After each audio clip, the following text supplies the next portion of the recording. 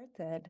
Welcome, everyone. My name is Daniela Blechmar. I am the director of the Levan Institute for the Humanities at USC, and thank you for joining us for this book chat discussing Rena Heinrich's new book publication. We are joined today in addition, of course, by the author, by two invited interlocutors, SanSan Kwan, who is professor of theater, dance, and performance studies at UC Berkeley, and Rebecca Chiyoko King-Orian, who is an associate professor of sociology at Maynooth University. And the conversation will be moderated by Duncan Williams, our colleague at USC, who is professor of religion and East Asian languages and cultures, and the director of the USC Shinzo Ito Center for Japanese Religions and Culture. Just a few words about the event. We do ask everyone who is able to turn on their camera to please do so. It is always nicer to see the faces of colleagues and students and friends than just blanks on the screen. The proceedings are very simple. We will start with brief comments from Rena about her book, and then a conversation between Professors Heinrich, Kwan, and King-Orian about the book for about roughly 40 minutes. And then we will invite questions from everyone gathered today. We will ask you to please use your Zoom hand if you would like to ask a question. So thank you again for joining us. Many congratulations, Rena, and please tell us about your book. Thank you. Thank you so much, Daniela, and thank you for everyone, to everyone for being here. I just want to start off with thanking the Levan Institute for the Humanities, Daniela, Zach, and Isabella, our co-sponsors, the USC East Asian Studies Center, and of course, the USC School of Dramatic Arts. So thank you so much. And then, of course, especially thank you to Professors King-Orian, Kwan, and Williams for being here with me. I really appreciate it. It's so fitting that we're talking about this on Valentine's Day, and I was just thinking the other day, I remember writing the prospectus for the book, and it was on Valentine's Day, and I remember that specifically because I was not engaging in Valentine's Day activities. I was writing, and so it's just really full circle and such a joy to be talking about it on this day. This book is really a labor of love, and it began with a question that's really the question of my artistic life. When I was an actor pounding the pavement at Hollywood in the 1990s, I kept running into folks who were mixed race like me, and yet we were constantly auditioning for roles that were monoracial and really meeting, coming up against challenges when we were doing that. And that started me thinking, there's so many of us, and of course there still are, who's writing these stories? Where are these roles? And that question followed me for the next 2 decades, all the way through to graduate school, and became this book. So I really got to answer my own question and found my own ancestors within this discipline, theater, that I love so much. So I thought what I would do with my time, and I timed myself, so hopefully I'll make it, is just read the beginning of the book for folks who don't have a sense of it, and then I'd love to join the conversation with you. The 3rd annual National Asian American Theater Conference was a historic event for the Asian American theater community in 2011. Held in Los Angeles, it was the first time the convening was presented in conjunction with the National Asian American Theater Festival. The joint affair featured a wide array of artists, scholars, and activists from a variety of different Asian diasporic populations. The Consortium of Asian American Theater and Artists, or CATA, presented the event with East-West Players and Tieta Productions, resident theater companies in Los Angeles, who served as the event hosts. Tim Dang, then the producing director of East-West Players, spoke to Reed Johnson of the Los Angeles Times and asserted, quote, "We tried not to say you're Asian, you're not Asian, you're only half Asian. If you self-identify as Asian, then you're welcome in our community," end quote. The festival itself thus provided an atmosphere of inclusion and sought to showcase the diversity of Pan-Asian artists within the community. Nonetheless, at the festival's culminating town hall meeting, a well-known Filipino-American film actor stood up and addressed a theater full of conference and festival attendees, contending that mixed-race Asians were, quote-unquote, not real Asians, contrary to Dang's statement. He vehemently maintained that these performers stole acting jobs from bona fide Asian Americans, and in his passion and agitation, it was clear he believed he was speaking to his people. An award-winning theater artist and Cornerstone Theater Company ensemble member who was sitting near me leapt to his feet and publicly confronted the actor, announcing his support of mixed-race Asian artists and calling them the future. In the restored church, which had been converted into the theater space that held the oldest Asian American theater company in the country, he pointed directly at me in front of the entire assembly and acknowledged me as a member of the Asian American theater community. As a mixed-race Asian actor and director, it was the first time I felt publicly validated as an Asian American artist in the community. This ambivalence in the Asian American theater community towards the acceptance of mixed-race theater artists illustrates, I think, the confusion and instability caused by the presence of mixed-race people. If the leaders and members of the Asian American Theater Company themselves are torn about the validity of the contributions of mixed Asians in their midst, perhaps it does not seem feasible to assign multiracial playwrights and their plays to the Asian American theater canon. If they do not belong there, however, to which category do they belong? This book examines both the presence and absence of mixed Asian playwrights, narratives, and performances in American drama. Western theater scholarship has placed, perhaps correctly, mixed Asian plays in the purview of the Asian American dramatic canon. However, as the foregoing kata example demonstrates, Asian American theater makers in the 20th and 21st centuries have often been reluctant to fully embrace these plays, their playwrights, and the performers who would embody mixed-race characters as authentically Asian. The fear that mixed Asians would infiltrate a space like theater or film, strictly reserved for real Asians, reveals a subdominant discourse that others these multiracial subjects. At the same time, mixed-race bodies are co-opted by the dominant ideology to fill quotas and act as racial salves, without regard for the multiracial's unique positionality. Can mixed-race bodies, performers, playwrights intervene in the US racial mechanism that would place them both outside Western and Asian American frameworks? Does the denial of the mixed-race body in drama point to the larger ways that racial social structures have penetrated institutions like theater? Can mixed-race performers overturn racial hierarchies and enact racially transgressive performances through dramatized encounters with monoracial bodies on stage? Or has theater foreclosed its generative power, the promise of collective remembering through performance and theatrical texts to mixed-race artists, forcing them instead into a monoracial identity? Thank you.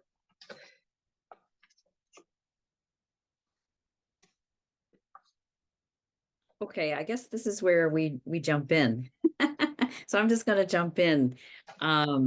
So the first thing to say is, a huge congratulations to yourself, Rena. This is, reading this book was a real enjoyment, and I don't say that often these days. And I think two things are very clear. One is just the incredibly detailed amount of research, particularly documentary research that you did for this book is incredible. And I have loads of questions about that, so I'm sure I'll ask a few of those.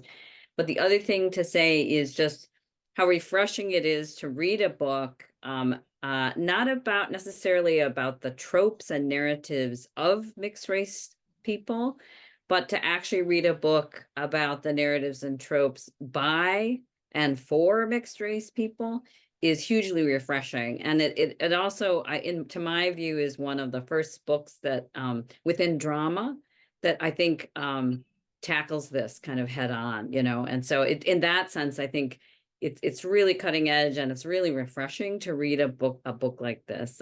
The other thing is that it's beautifully written, and so it's, as you know, with student essays, it's much easier and more fun to read something that's beautifully written. So congratulations, I think, is the first thing to say. It's a wonderful book. Okay, so now for my many questions. And SanSan is going to come in and gatekeep me so I don't get out of control here. But yeah, there were lots of questions. So the first one is, you know, I am, okay, so I'm a sociologist, so I'm always very nosy about methodology. So like what kind of methods you use to research this book. So for example, you do this amazing kind of documentary research where you have unearthed things like Eaton's A Japanese Nightingale, the 1903, you know, play script. So I'm just wondering, can you walk us through, like, how did you even find that? As like That's a great question. Yeah, and just sort of, can you walk us through the process a little bit of kind of how you did this kind of almost like treasure hunt through kind of archives and talking to these people? But that in particular, I'm so curious. How did you find that even? Well, that particular piece in particular was a challenge because a lot of Winifred Eaton scholars, first of all, because the play was panned, they tend to dismiss it like, oh, she was on Broadway. We don't talk about that so much. And a lot of scholars believe that the play script has been lost.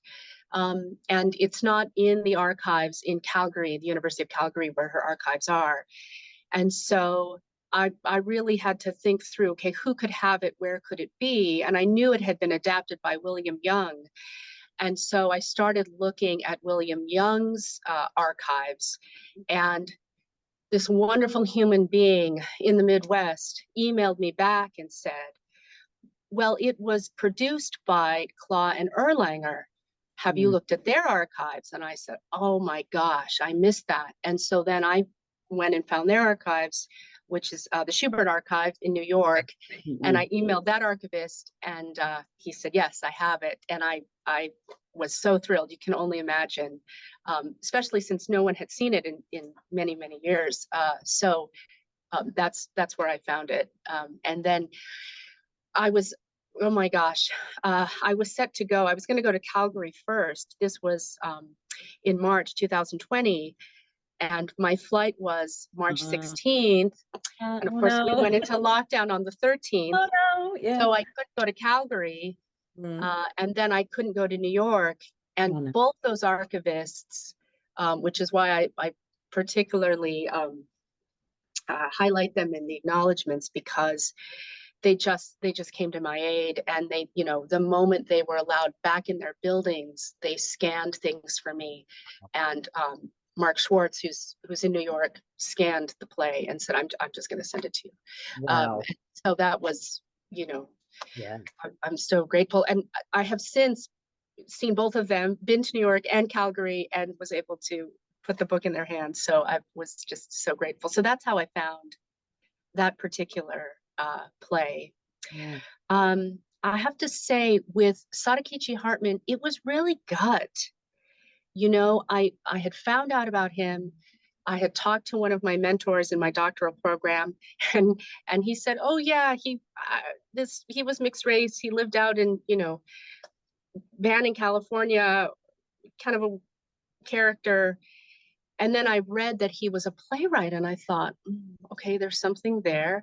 And then I read the list of plays, and I saw the title, Osada's Revenge, and it was just the universe. And I felt it in my body. I said, that's the play. I'm going to go find that play. And I went to Riverside and pulled it and found it. So yeah, well, I think the book is the better for your kind of persistence, because I think a lot of times when you're in the archives and you hit a dead end, it can be very disheartening. But it's really clear, like you really dug deep. You know, which I think is really great. I think that's one of the best things about the book is there's a lot of new information, actually, you know. So the second question is connected to that. It's also slightly methodological.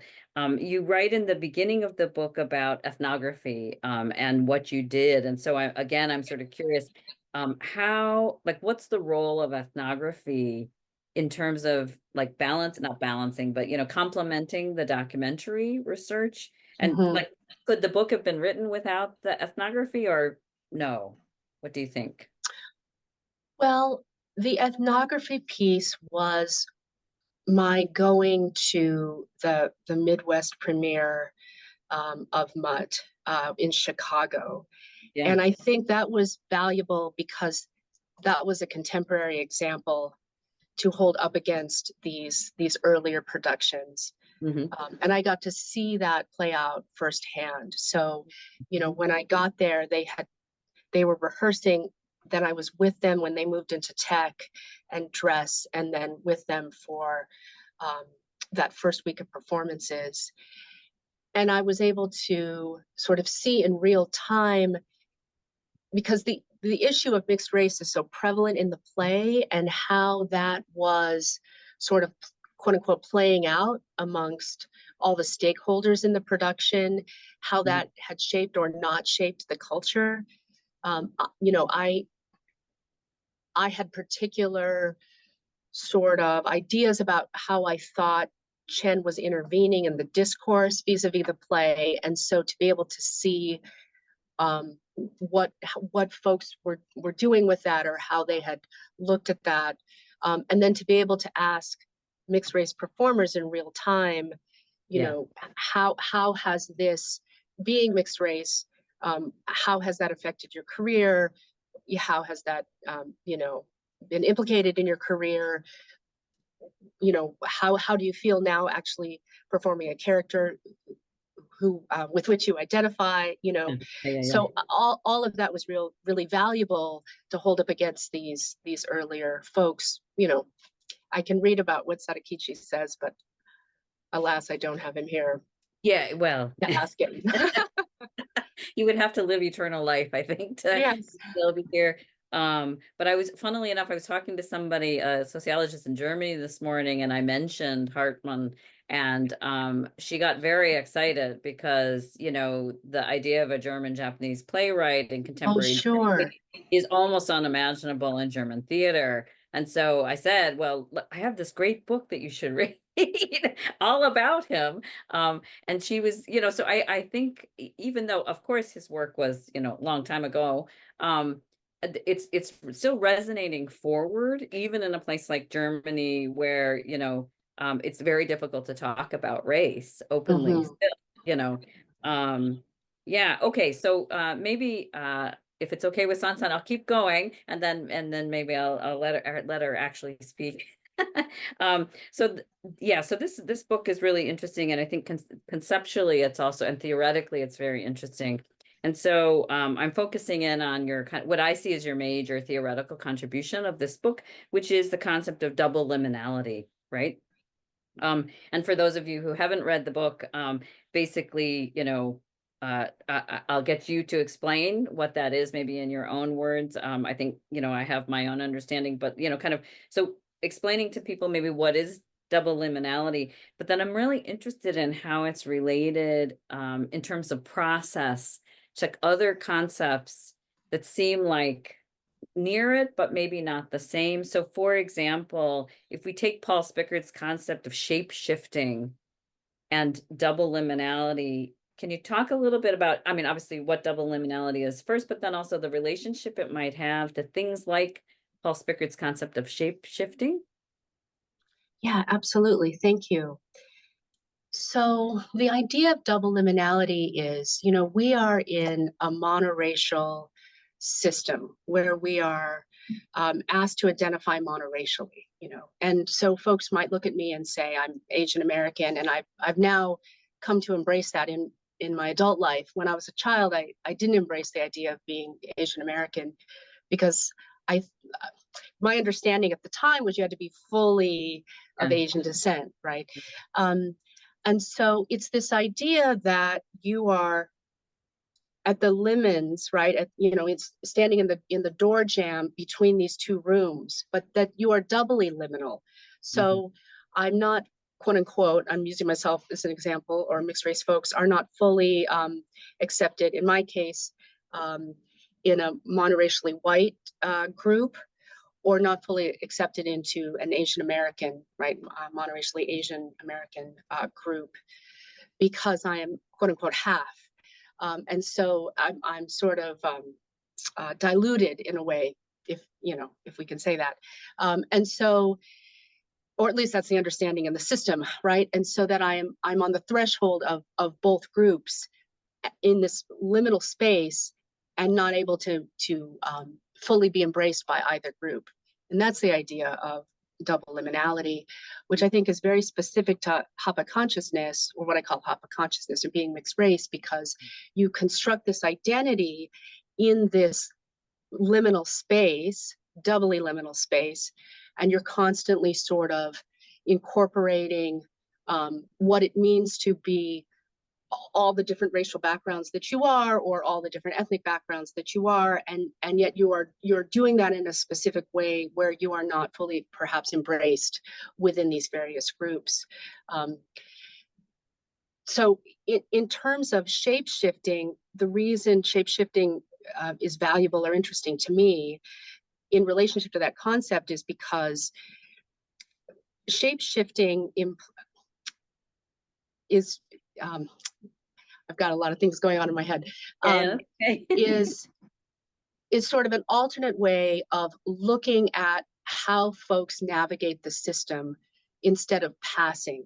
So racial passing denotes only one move, and that is one into whiteness. And there's an assumption embedded in passing that folks who are mixed, quote unquote, want to be white, right? But what we find historically is that's not true. And there are instances where mixed race folks are constantly shifting back and forth depending on reception of an observer, depending on geographical context. And so you could be shifting into brownness or whiteness, or, and all of that sort of happens as a way to navigate the system, right?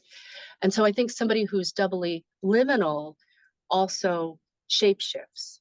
And it really flies in the face of, the idea of wanting to pass, and that if you, quote unquote, pass into whiteness, that you are somehow an imposter or committing an act of racial betrayal, right?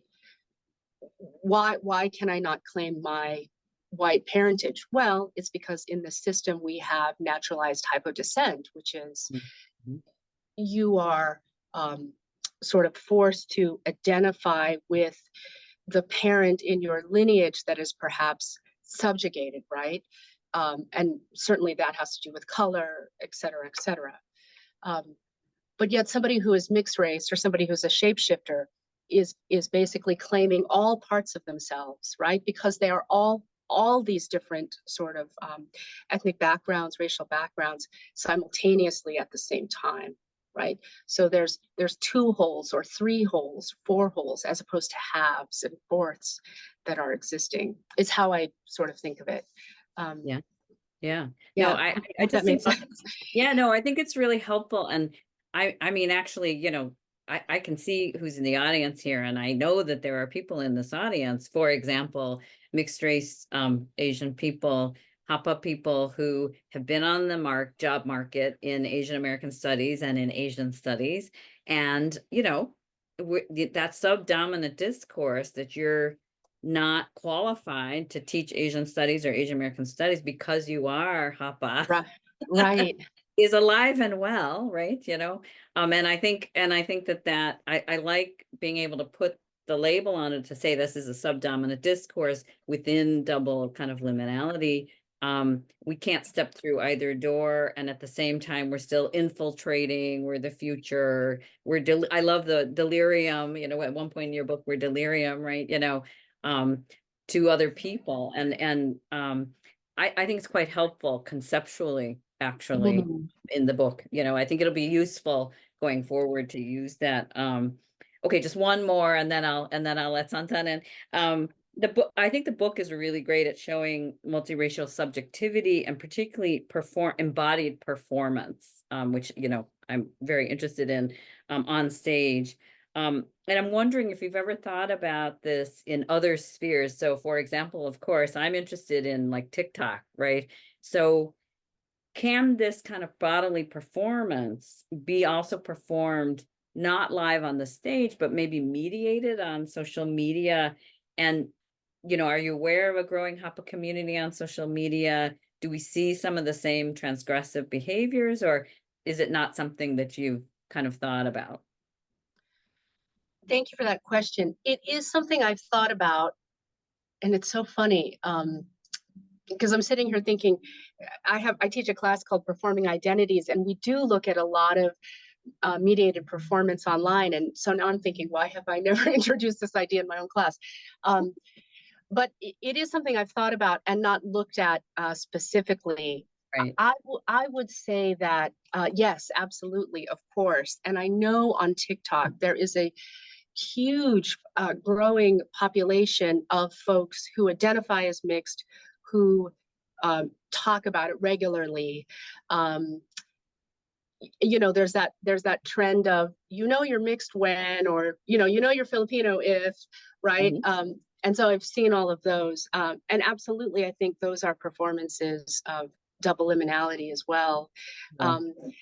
I would say that happens a lot with sort of, and I hate to go here, but Generation Z, right? And a sort of younger millennial group, Yeah. the older millennial group, but the trending towards the younger millennial group. And there's all these other terms that are embraced that I touch on briefly in the book, like Wasian, Blasian, Yeah. that generation has sort of embraced as their terms. But yes, absolutely. I think Yeah. double liminality there. Yeah. Hashtag Wasian check, right? You know? Exactly. Exactly. Okay. I'll bow out now maybe and let SanSan ask some questions. Thank you. Yeah. Hi, Rena. It's so great to see you. It's really lovely to see you, and after so long. It's also just so impressive to see all that you've accomplished in the time that I've known you. So congratulations. Thank you. The book is fantastic. You've done incredible research, deeply going deep into the archives, but also like really engaging in highly respectful but also thorough ethnographic work. Your analysis, your script analysis is illuminating and scintillating. There's a lot of theoretical heft, and you're making an amazing intervention in a large number of disciplines. And as Rebecca said, highly readable. So thank you for that. Yeah, thank you. I'm going to ask you two questions. The first has to do with performance versus dramatic text. So you make an argument in your introduction on page 4. You say, theater is an optimal site for illustrating this complexity and enables mixed race bodies to talk back to dominant social structures through the audience's encounter with the embodied act of performance. So as a performance studies scholar, if the argument is that it is the embodied presence of a mixed race character or performer or both that has the potential to upset a monoracial hegemony, what can you say about the actual performance and the casting of these plays? I think that much of your really rich research in the book is script analysis, but I do know that you did the ethnographic work for Christopher Chen's piece Mutt. So I'd be curious to hear you talk about what happens when the plays are actually materialized on stage, and how casting and actually embodied presence contributes to the arguments you're making about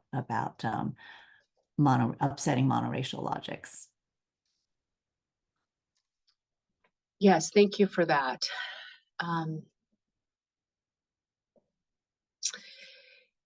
I had a conversation with a director about this, and you know, there was an argument that it doesn't matter, that if the body is monoracial, but we tell the audience that they're multiracial, that's good enough. And I don't think that's true, because what I saw in my research was, and I'm thinking specifically of Thirst, the character who played Plinka in the original production. When I saw the archival footage of that production, it was very clear to me how the embodied presence made an intervention. Because, and I was so grateful that that play had been cast that way, because her body as a mixed race body, when she was with her sisters, who in the play are monoracial, they're half sisters, they share their mother. It was very clear that the presence of those three bodies was supporting the text. In the text, it says, you're an outsider, you're different than us, you know, and they never let her forget that she had a different father. And then physically, you could see that difference. And so it was supporting the text. And yet at the same time, when she was standing with her white boyfriend, she shape-shifted right before my eyes, I imagine other spectators' eyes, and became fully Asian next to this white body. And so you could see that happen in real time. And what it signaled is, what we're saying in the text, we're actually showing you with the body. And, you know, if theater exists to expose audiences to experiences they might not have had or might not have thought about, or we just sort of go through our daily lives, when you're seeing that, when you're confronted with that in real time, and text and body are supporting each other, I think it's extremely impactful, and it makes the intervention that the theories in the play are making. So that's one example, I think, of how that works. Yeah, thank you. And that's a really, really rich and evocative example. Yeah, if only we could have seen the casting and the actual performances of some of the historical work that you're looking at. It would be lovely to understand how that really works out on stage. So thank you for that. Okay, so this last question is really something that I stole from Rebecca, but it's an opportunity to give you a chance to think forward. We both love how painstakingly, carefully you excavate the kind of a historical trajectory of multiracial experiences in American drama. So going forward, what kinds of futures do you envision? What kind of trends or possibilities can you see in multiracial performance? And what kinds of aspirations might you have? Like if you got to tell folks what you wanted to see happen in multiracial performance, what would that be? Thank you for that. It's such a great question. And, you know, I'm seeing it now, this future, this possibility, which makes me so excited, because, and I talk about this in the book, you know, I think after 2000, in this last 2 decades, we're really seeing the presence of mixed race families, characters, bodies in performance, in the industry, TV, film, theater, more than we ever have before. I mean, I remember when I was coming up, it was so rare, and, you know, or much rarer, should I say. I mean, and folks couldn't conceive of sort of mixed race Asians as being part of a cast in the way they do now. I mean, we have, oh gosh, I'm thinking of Maya Erskine. She's in the new Mr. and Mrs. Smith. You know, that we have so many folks who are mixed race, who have, you know, Olivia Rodrigo, you know, just sort of broken through and really have a platform now. That's something that I've seen shift since I was those folks' age, and so I'm really grateful for that. And I would say that, and I suppose we could say this about all, you know, all minoritized folks, but that representation in TV, film, and theater matches the population that we have now, the demographic that we see now, that we continue to do that. We know that minoritized folks are the majority in this country now. And so I would love, thinking forward, to see that representation, that trend continue to grow. Thank you. Yeah, super inspiring. I'm going to pass it on to Duncan now. Thanks, Rena. Thank you. Okay, thank you so much to the two interlocutors, Rebecca and SanSan, for your questions. I think you've set it up very nicely for the last 20 minutes of our time together. As Daniela mentioned in the beginning, if you have a question, if you don't mind raising your hand, it's in a visible way, or using the Zoom raise hand thing to let me know to call on you. But maybe just while you're thinking of your questions, I could just maybe ask an initial question just to get this conversation going. Because Rena, when I read your book, it really was quite fascinating to see you cover this very long historical kind of span of, the late 19th century all the way up to really contemporary current times. And I think some of the things I tend to think about are ways in which, it was kind of in your last answer too about the future, like, kind of reflecting demographic reality, but how different eras have different kinds of discourses around these type of subjects. And your book really goes through a couple of major differences. But then I'm also sometimes, when I read these things, it's like curious that sometimes there are some thematics or ways in which, because of the structure of certain things, like something seems very similar, or there are threads that kind of run through. And so I wondered if you just to give people who haven't read your book a little bit of a sense of that scope of like what changes, what it stays the same in your mind as you've kind of written this full piece. If you could maybe just gesture towards a summary of kind of the eras covered in the book. Okay, thank you. Yes, so I started in 1890, late 19th century, looking at a play written by Sadakichi Hartman, who is half Japanese, half German. And he writes a play about a protagonist who has the same racial background as himself, who is looking for his white father who's abandoned his Japanese mother. So it is pretty much the M. Butterfly story told from the point of view of the child, but written 10 years before M. Butterfly becomes popular, which is fascinating to me. And basically sort of confronting that father, right, and giving the child agency. And then Butterfly becomes popular. That gets in the hands of David Belasco, and that mixed race child, that subject is silenced for the next 100 years, pretty much, right? Becomes an object in that narrative. So I start there in the late 19th century and move into the early 20th century with Winifred Eaton, and who is writing in Hollywood in the pre-Code era, before the Hays Code comes into effect.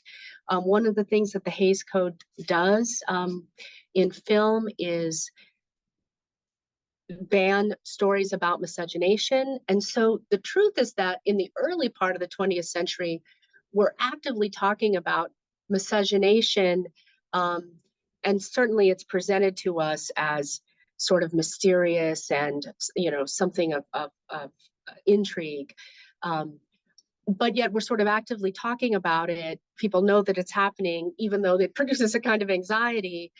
And then after the Hays Code comes into effect in 1930, we stop talking about those stories. And so we move into what I call monoracial malaise in the mid-century. And certainly you do have stories that pop up about miscegenation, but mostly we're talking about monoracial folks. What happens, I contend, is that folks who are mixed race, who are performers, are forced to identify monoracially in order to work, and that's the way they do work, and certainly they can, but that kind of commits an erasure until you get to the multicultural era of the 1980s, when folks are actively writing about their identity. We certainly see this in the plays of Alina Hasse Houston, who is also mixed race, and then she, those mixed race stories, along with stories by other ethnic groups, sort of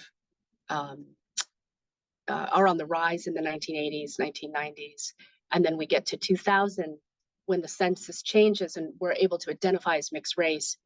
Then you've got a group of playwrights in 2000 and into these last 2 decades who are writing more about systems than identity, which is so interesting to me because they're really intervening in the sort of monoracial system and taking that on, and that's how they express a kind of confusion or befuddlement, agitation with how perhaps their identity has been seen. To your question about things that are similar, I think mixed race folks then and even now are still forced into a binary, and that is a binary of being novel, right? Mixed race folks are so novel and interesting and the face of the future and, exotic, but also one, dare I say, of a kind of monstrosity. And I'm using that term from Cynthia Nakashima, where they're different. In the late 19th century, early 20th century, they're seen as monstrous and deviant and unstable. And so I think that binary, this kind of visible, invisible in a way, still exists. Yeah. Fantastic. It's a long-winded. No, but your book covers so much, and thank you for that summary of the kind of historical sweep. I see a hand raised. Kirsten Candy, can I call on you to pose your question? Hi, it's very short and sweet. And oh God, what a terrible thing to say with a name like Candy, right? Happy Valentine's, y'all. But my question is very simple. I was just looking on page 36 where you mentioned the racial bias was a constant in Hartman's life. And I apologize, I was a little late to the party here. But if you have touched on this topic at all before I arrived, then pardons. But I just wonder from a general standpoint, as you as a writer and reflecting on all these historical pieces, and also as an artist, you and I definitely connect on more of the artistic level, and just kind of from that angle, did you feel that racial bias in any way challenged you as you were writing or reflecting and presenting your arguments or your perspectives? I know I did a master's in a different field in political science and IR, so I kind of had some overlap with these types of conversations. But I guess I just wonder, because I struggled with it when I would write just papers. How do I stay out of bias in this particular topic or this field? And I know we were talking about a little earlier when Rebecca brought up some points, but just on a personal level, how did you feel that you were challenged with your own bias in presenting the subject? And if you did, how did you identify or bring yourself back to sort of a non-biased platform? Yeah, thank you for that question. I think I got some really good advice when I was in my doctoral program, because this book is basically my dissertation that I revised and expanded. And what one of my professors said was to let the objects talk to you. And that was really helpful. Instead of having an idea of what I wanted the objects to tell me, to be able to throw that away and to come in and just let the objects talk to me. And so that's what I did. And I let them talk to me. And I sort of wrote down our conversation, really, is what I did. I will say, since you brought up Hartman, in Hartman's case, and I think the same holds true for Winifred Eaton, you know, they're not really well known as playwrights or not thought of as playwrights first. Hartman is thought of as an art critic, as a photography critic, certainly a writer. And it became clear to me when I was looking at the objects, what I saw was, oh, this is an actor who has a bunch of day jobs. Like it was so clear to me, right? And he just keeps talking about theater, that theater was his first love. These are his favorite playwrights. He constantly, his whole life was doing all these other jobs to fund his theater projects. And that's something I related to, you know. So I think just sort of my own positionality and my own experience actually helped me look at the objects or be able to hear the objects in a particular way. And so once I heard that, it was really exciting then to sort of follow that vein and write about it. Thank you. Thank you. Great, thank you. Feel free, if you have a question, to just raise your hand physically or using that function. And if there's no one with a burning question, I'm going to turn back to one of our interlocutors. I know, Yeah, Rebecca, you had a ton of I questions. actually have loads of more You have questions. loads of questions, so maybe Sorry. you could pose one more at this Yeah, moment. you would never know that it's late at night here, actually. But like, so one of the things I'm kind of curious about is if you were now where you are now, giving advice to a young Hapa actress who's just arrived in LA.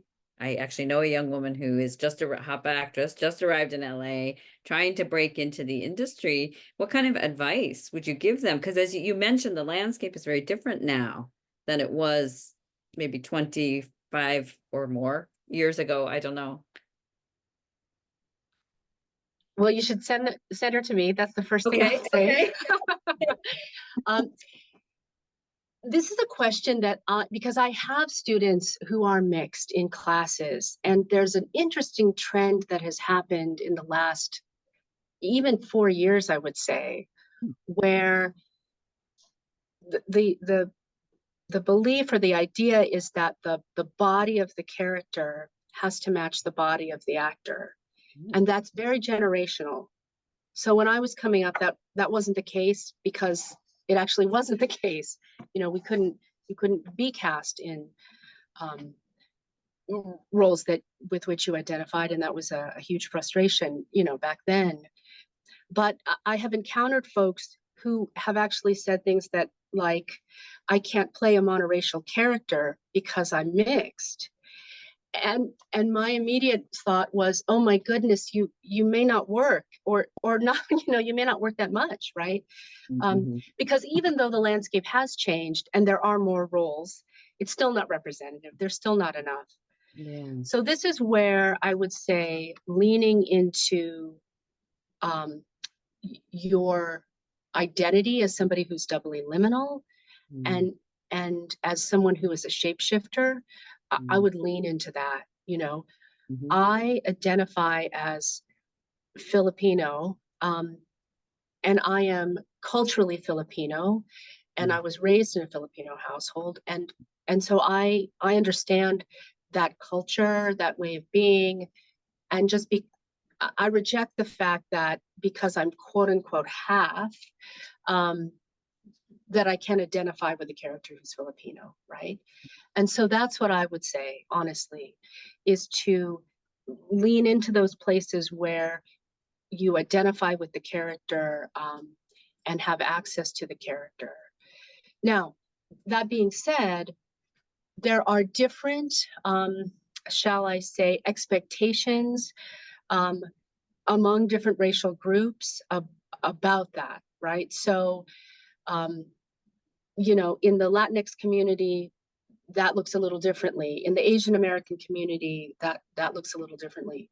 but certainly if you identify with one of those racial groups, you probably understand what those expectations are, if that makes sense. And just in general, I would say, I know there's a lot of folks on this call who could answer this question as well, but to talk to everyone, always be in a project, and just to let everyone know what you're doing. You never know where your next job is coming from. And so the more you talk to folks and build that network, the better position you'll be in. That's just a general response. Yeah. Thanks for the advice. Yeah. Great, thank you. I see a hand up from Daniela. Thank you. Well, I am a historian and I work on something entirely different. So this is really coming from a place of lack of expertise, but I was glad that Duncan asked the question about change over time, because as a historian, we're always thinking about that. And I was wondering, and this connects to what you were just talking about how this story connects to other stories that may have points of connections and may have differences, but might be comparable. Because part of what was so interesting to me about your book was how this was a history where the US imagined itself sort of as the only place in a way, right? Not only the dominant place, but the only place. And now that the society, not just in the US, but everywhere else, is much more globalized, and where questions of categories like mixed race or bodies that are seen as something work so differently in different regions, and they're all coming together. I was just wondering how you see that story changing, right? When US narratives of what it means to be mixed race are confronted with stories where those same conditions are understood so differently. Right. That's a good question. And that, I think, is where this notion of shapeshifter comes in, because that's how shapeshifting works. So when you are in a different geographical location, whatever is sort of governing how we see people, how we see racial categories, ethnic categories, that will change perhaps your performance of self, right? That being said, I will say my sense is that in other parts of the world, there's even more limitations on how mixedness can be expressed, or how mixedness is accepted.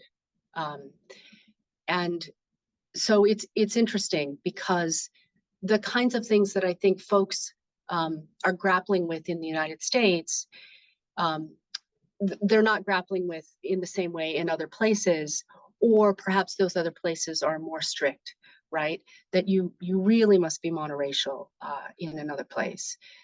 Or perhaps you're not even seen as being a person of color, you're just seen as an American, right? And so you're just seen as a Westerner.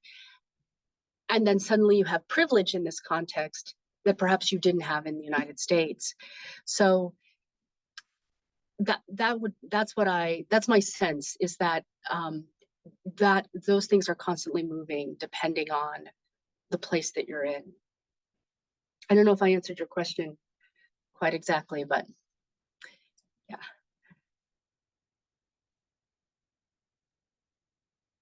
I think we have time for one more question. If anybody has a quick one. And if not, maybe could I ask one last question? So Ren, like I feel like following on what Daniela was saying, I wonder about, like, theater or film, industry in Asia, and thinking about this a little bit trans-Pacifically, and whether you've had the occasion to kind of grapple with that kind of issue of casting and represent, those type of issues in places outside the United States. Yes, thank you for that. I tend to be an Americanist, but here's my sense. In Asia, as a lot of us know, you know, every single country has its own, you know, its own culture, its own different regions. There's many languages, many different ethnic groups within each country. And so every country functions differently. And certainly there's a hierarchy in Asia as well, right?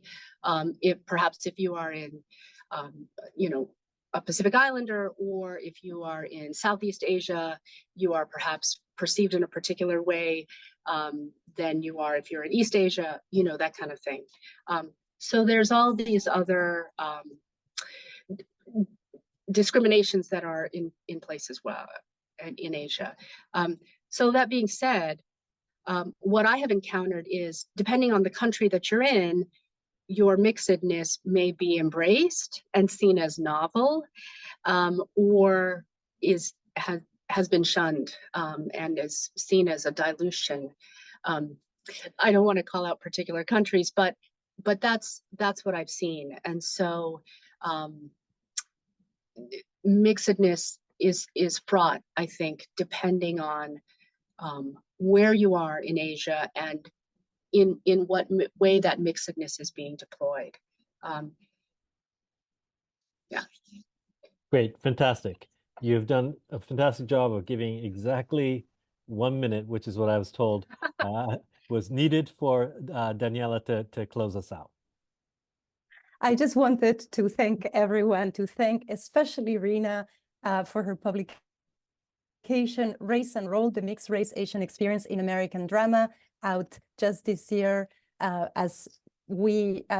it's such a rich book, and I hope that if you haven't had a chance to read it, you will do so.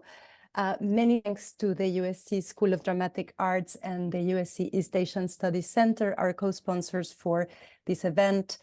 Thank you to SanSan Kwan, to Rebecca Orian, and to Duncan Williams for participating in the conversation. And thank you all so much for coming. And Rena, many congratulations. Thank you. Thank you so much. Thank you.